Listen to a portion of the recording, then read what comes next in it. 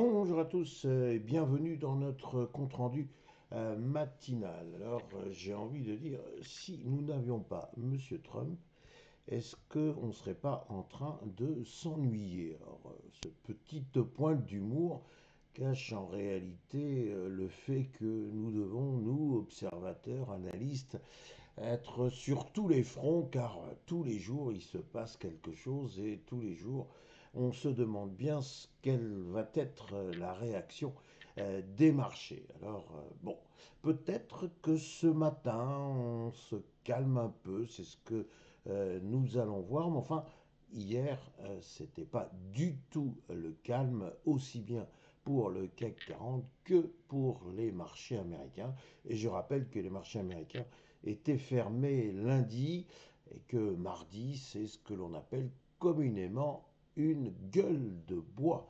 Alors, allons sans attendre voir ce que nous dit déjà le CAC 40. CAC 40, donc on a vu que la chute, elle avait commencé lundi, elle était impressionnante, impressionnante, parce qu'encore une fois, on voit bien cet immense gap, c'est-à-dire que là, on a abandonné, mais sans réflexion aucune, les 8275 points et on est revenu en direction des 8100 points. Et puis hier, j'allais dire, on a continué la chute et on a été voir si on serait capable de sauver le soldat 8000 points.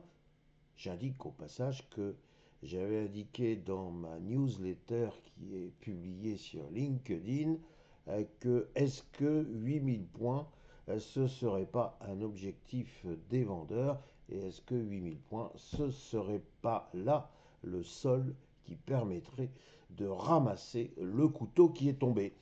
Alors, nous sommes en présence d'une petite bougie verte très intéressante. Pourquoi très intéressante? Eh bien parce que d'abord elle est verte, donc ça veut dire que les acheteurs ont quand même gagné la partie.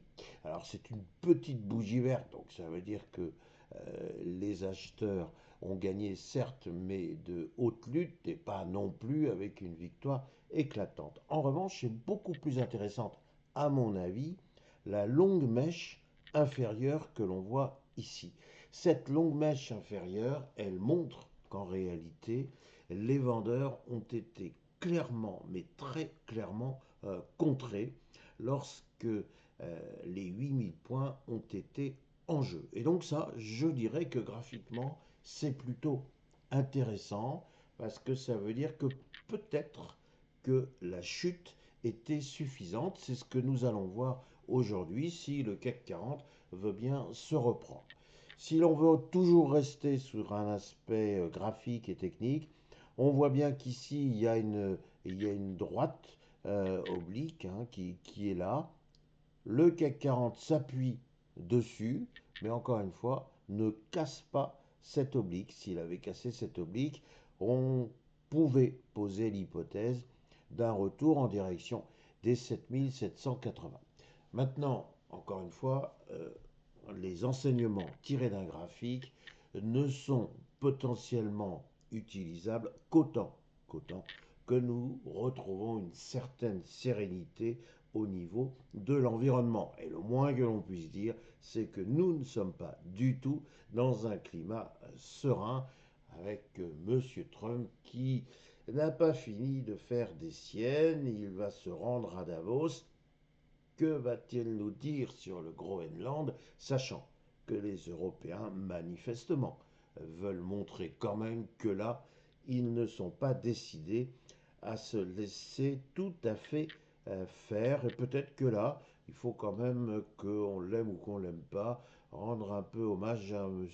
Macron. Enfin, c'est du moins le sentiment que j'ai, dans la mesure où son discours assez ferme vis-à-vis de M.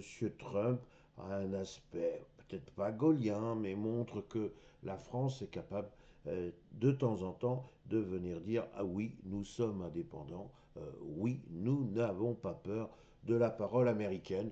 Alors bon, peut-être que certains vont trouver mon cocorico un peu déplacé ou tout simplement inutile. Bon, peu importe. Ce qui est important, c'est que chacun ait une opinion. Revenons à notre considération graphique. Il est possible que la chute des 2 derniers jours ait été pour le moment suffisante et pour le reste, carpe diem. Si maintenant j'en viens à notre S&P 500, là, on peut, à mon sens, parler de sanctions. Pourquoi? Parce que on voit que le S&P 500, lorsqu'il se lance, si je puis dire, dans une baisse de plus de 2%, il faut y voir un signal fort. Vous savez que j'aime bien cette métaphore du paquebot.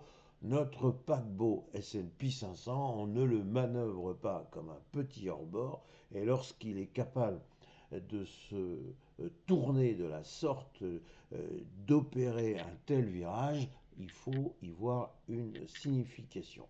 Alors quelle signification? Effectivement, les investisseurs américains prennent quand même un peu peur de ce que fait M. Trump. On ne peut pas venir dire que pour le moment, ils applaudissent. Franchement, cette escalade des taxes douanières, tout le monde est parfaitement conscient que si elle est vraiment mise en place, au bout du compte, qui va payer? Le consommateur américain. Donc, est-ce que c'est très intelligent d'aller taxer tous azimuts? Ce n'est pas tout à fait certain et il va y avoir des économistes pour sortir les calculettes et venir dire oui, si oui ou non, c'était intéressant de se lancer dans une politique de taxe douanière. Vous ajoutez à cela que nous avons une Cour suprême qui est toujours capable de venir dire écoutez, non, les taxes douanières ne sont pas légitimes. Alors, ce qui est certain, et ce n'est pas forcément compréhensible en l'état, ce qui est certain, c'est que nous attendons toujours cette fameuse décision de la Cour suprême et que pour l'instant, eh bien, elle n'intervient pas. Alors, il faut dire que la Cour suprême n'est pas du tout liée, il n'y a pas une date butoir, il n'y a pas l'arrêt à intervenir à telle date. Donc, la Cour suprême, si elle a envie de prendre son temps, bien, elle prend son temps. Et on peut comprendre que pour l'instant, c'est peut-être pas forcément très opportun de venir prendre une décision qui contredirait tout à fait M. Trump. On imagine le pataquès, si vous m'autorisez le mot, qui s'ensuivrait sur les marchés financiers.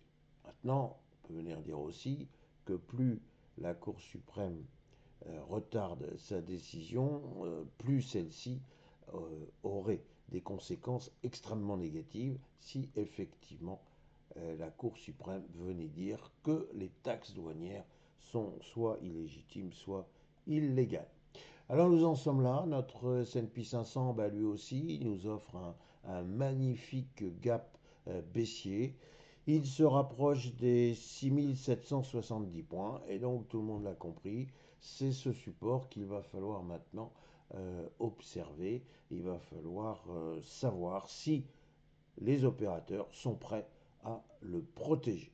Donc nous allons suivre ce qui se dit et ce qui se passe à Davos. Il va de soi que si M. Trump met beaucoup d'eau dans son vin, c'est-à-dire qu'il renonce à l'acquisition pure et simple du Groenland, effectivement, cela serait susceptible de rassurer toutes les bourses mondiales.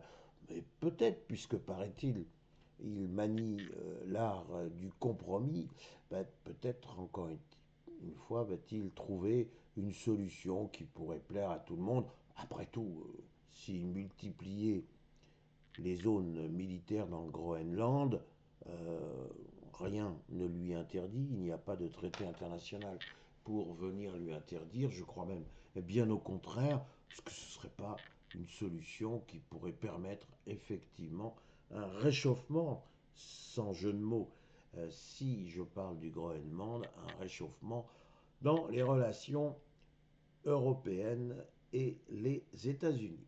Voilà ce que je voulais vous dire aujourd'hui. On est dans une période extrêmement dangereuse. Les plus prudents s'abstiendront de toute intervention.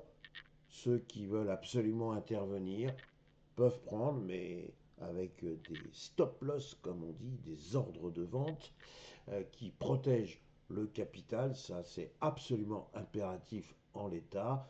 Il faudrait effectivement placer d'un côté des ordres d'achat, mais de l'autre côté des ordres stop qui permettraient, encore une fois, de limiter la casse si jamais le marché repart plus ou moins violemment à la baisse.